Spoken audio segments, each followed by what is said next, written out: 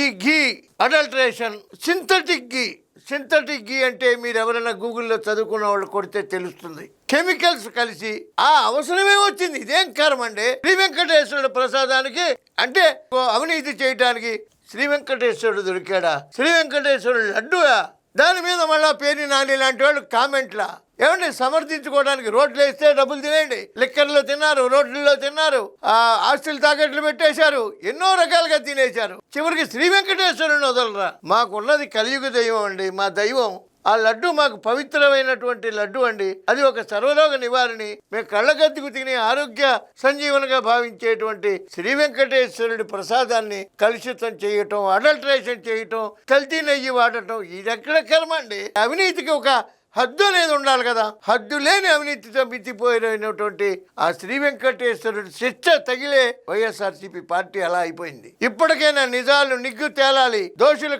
కఠినంగా శిక్షింపబడాలి. వాళ్ళ బ్యాంక్ అకౌంట్లు అడిగితే కూడా ఆ బ్యాంక్ అకౌంట్ల జోలికి రాకూడదని కోర్టుకెళ్లారు. కోట్ల రూపాయలు చేతులు మారి 250 కోట్ల అవినీతి జరిగి 20 కోట్ల లడ్డూలు, 60 లక్షల లీటర్ల కల్తీ నెయ్యి.